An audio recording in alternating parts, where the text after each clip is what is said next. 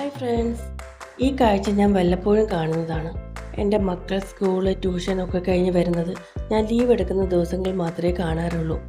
ഞാൻ വല്ലാതെ മിസ് ചെയ്യുന്നതാണ്. അവർ വരുമ്പോൾ ചായയും പലഹാരങ്ങളും റെഡിയാക്കി കാത്തിരിക്കുന്നത് ഒരു പ്രത്യേക സന്തോഷമാണ്. കാര്യം അവർ പഠിപ്പിക്കുന്നതിന് മുന്നേ ഞാനൊന്ന് ഫ്രഷായി ഡിന്നറൊക്കെ കഴിച്ച് എനർജറ്റിക് ആയിട്ട് ഇരുന്നാലേ എനിക്ക് അവരെ നന്നായിട്ട് പഠിപ്പിക്കാൻ പറ്റും. അല്ലെങ്കിൽ ഞാനും ഓഫീസിൽ ജോലിയൊക്കെ കഴിഞ്ഞ് ക്ഷീണിച്ച് വന്നാൽ എനിക്ക് അവരെ പഠിപ്പിക്കാൻ പറ്റിയെന്ന് വരില്ല. സ്കൂള് തുറന്ന് സ്കൂളിൽ നിന്ന് കിട്ടിയ ബുക്കും ടെക്സ്റ്റും എല്ലാം ഞാനൊന്ന് ചെക്ക് ചെയ്യുകയാണ്. അവരുടെ ഐറ്റംസൊക്കെ നമ്മൾ എല്ലാ ദിവസവും ഒന്ന് ചെക്ക് ചെയ്ത് നോക്കണം. സ്കൂളിലെ വിശേഷങ്ങൾ കേൾക്കാൻ മിനിമം ഒരു 15 മിനിറ്റെങ്കിലും ഞാൻ കൊടുക്കാറുണ്ട്. അപ്പോൾ അവർക്ക് ഫ്രീ ആയിട്ട് എല്ലാ കാര്യങ്ങളും നമ്മളോട് പറയാനുള്ള ഒരു ഫ്രീഡം ഉണ്ടാവും. സ്കൂള് തുറന്ന ആദ്യ ദിവസങ്ങളിൽ തന്നെ അന്നന്ന് പഠിപ്പിക്കുന്നത് അന്നന്ന് തന്നെ പഠിക്കാൻ ശീലിപ്പിക്കണം. വീക്കെൻഡിൽ അതൊന്ന് റിവൈസ് ചെയ്താൽ മതിയാകും.